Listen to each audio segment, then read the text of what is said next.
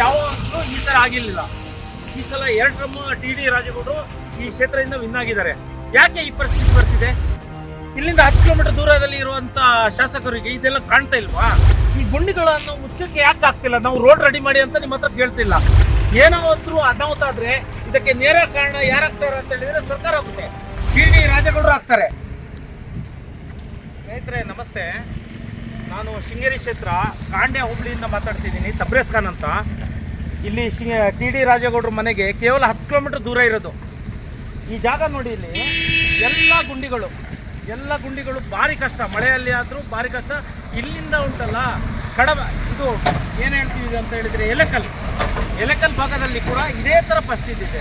ಇನ್ನು ಮುಂದೆ ಕೂಡ ಇದೇ ಪರಿಸ್ಥಿತಿ ಇದೆ. ಇಲ್ಲಿಂದ ಶಿವಮೊಗ್ಗ ಹೋಗುವ ದಾರಿಯಲ್ಲಿ ಇದೆ. ಈ ಹಿಂದೆ ಯಾವಾಗಲೂ ಈ ಥರ ಆಗಿರಲಿಲ್ಲ. ಈ ಸಲ 2 ಟರ್ಮ್ ಟಿ.ಡಿ. ರಾಜೇಗೌಡರು ಈ ಕ್ಷೇತ್ರದಿಂದ ವಿನ್ ಆಗಿದ್ದಾರೆ. ಯಾಕೆ ಈ ಪರಿಸ್ಥಿತಿ ಬರ್ತಿದೆ?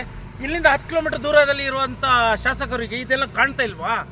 ನಾನು ಪಕ್ಷಪಾತ ಮಾತಾಡ್ತಾ ಇಲ್ಲ. ನಾನು ಕಾಂಗ್ರೆಸ್ ಪಕ್ಷದ ಒಂದು ಕಾರ್ಯಕರ್ತ. ನಾನು ಓಟ್ ಹಾಕಿರೋದು ಟಿ.ಡಿ. ರಾಜೇಗೌಡರಿಗೆ. ಪ್ರತಿ ಸಲ ಹಾಕಿರೋದು ಕಾಂಗ್ರೆಸ್ಸಿಗೋಸ್ಕರ. ಏನು ಹೇಳಿ, ಈ ಸಲ ಕಾಂಗ್ರೆಸ್ ಸರ್ಕಾರ ಕೂಡ ಇದೆ. ದಯಮಾಡಿ ಈ ಗುಂಡಿಗಳನ್ನು ಮುಚ್ಚಕ್ಕೆ ಯಾಕೆ ಆಗ್ತಿಲ್ಲ? ನಾವು ರೋಡ್ ರೆಡಿ ಮಾಡಿ ಅಂತ ನಿಮ್ಮ ಹತ್ರ ಕೇಳ್ತಿಲ್ಲ. ಗುಂಡಿಗಳು ರೆಡಿ ಮಾಡಿ. ಈ ಭಾಗದಲ್ಲಾಗಲಿ, ಇದು ಪೂರ್ಣಪ್ರಜ್ಞೆ ಶಾಲೆ, ಸಾವಿರಾರು ಮಕ್ಕಳು ಇಲ್ಲಿ ಓದ್ತಿದ್ದಾರೆ. ಏನಾದ್ರೂ ಅನಾಹುತ ಆದರೆ ಇದಕ್ಕೆ ನೇರ ಕಾರಣ ಯಾರಾಗ್ತಾರೆ ಅಂತ ಹೇಳಿದರೆ ಸರ್ಕಾರ ಆಗುತ್ತೆ, ಟಿ.ಡಿ. ರಾಜೇಗೌಡರು ಆಗ್ತಾರೆ. ಮತ್ತು ಎಲೆಕಲ್ ಹತ್ರ ಬೇಕಾದಷ್ಟು ಆಕ್ಸಿಡೆಂಟ್ ಆಗ್ತಿದೆ. ಅಲ್ಲಿ ಕೂಡ ಇದೇ ಥರ ಗುಂಡಿ ಇದೆ.